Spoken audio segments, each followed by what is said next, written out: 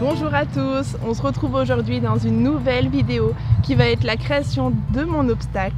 Vu que j'ai pas d'obstacle pour faire sauter Django et j'aimerais beaucoup lui faire découvrir, j'ai regardé un peu sur internet, mais franchement un chandelier c'est pas donné, plus les barres, je vous dis pas, c'est carrément hors budget pour moi.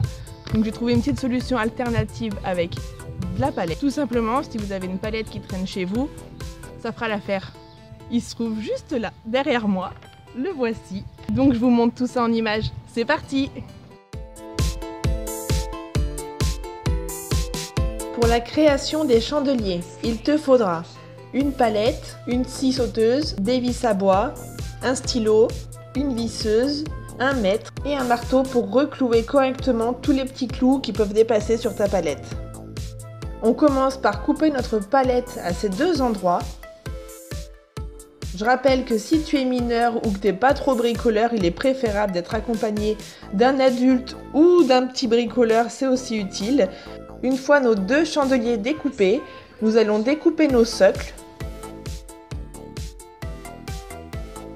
Donc découpez votre palette par son centre, de chaque côté du pied de la palette.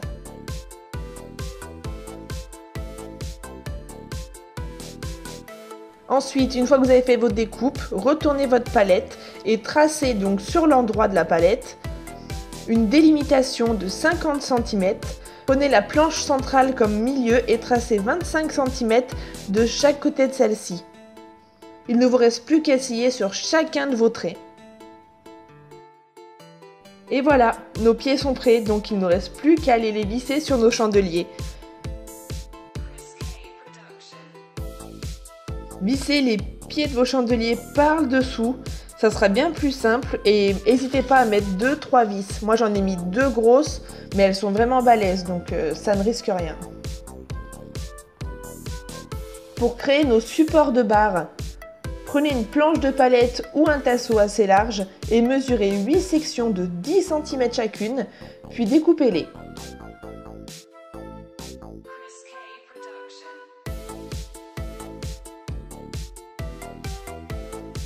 Pour les placer sur les chandeliers, prends un mètre et trace une marque tous les 20 cm. Visse les supports des barres en dessous de tes traits.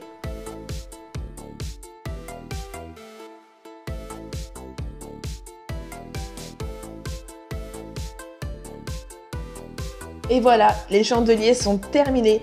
Passons maintenant à la déco, c'est un peu plus sympa. Je te laisse regarder la suite. Donc il te faudra des pinceaux, 2 peintures de ton choix et 2 barres.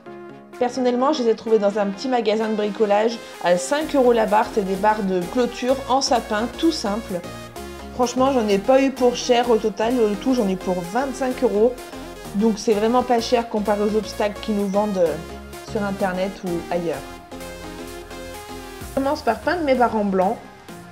Puis le temps que ça sèche, je vais aller m'attaquer au chandelier. N'oubliez pas de mettre 2 couches à toutes vos peintures car les obstacles vont sûrement passer tout leur temps dehors, donc il faut quand même les protéger un maximum.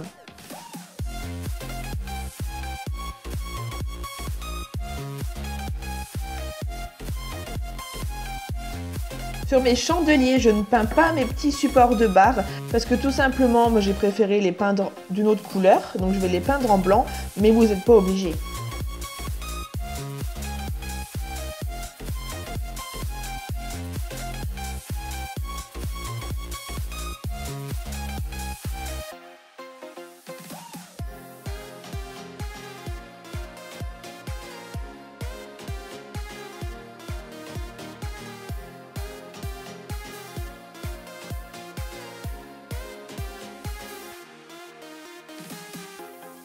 On va mesurer maintenant pour pouvoir mettre notre scotch qui va faire la délimitation de nos bandes bleues sur nos barres. Donc moi j'ai des barres de 2 mètres, donc pour mes mesures, je vais faire une bande de 10 cm tous les 30 cm. Donc je commence de mon bord par 10 cm et ainsi de suite jusqu'au bout de ma barre.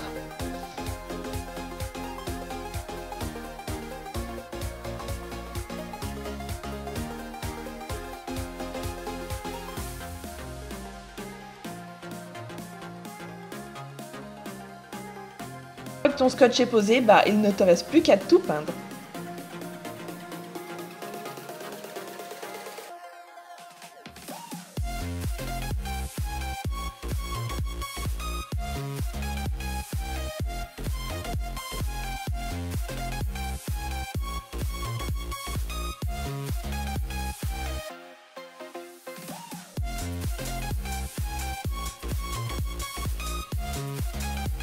Dès que tu as posé ta deuxième couche, enlève tout de suite le scotch car il s'enlèvera beaucoup mieux et plus proprement si ta peinture est encore humide.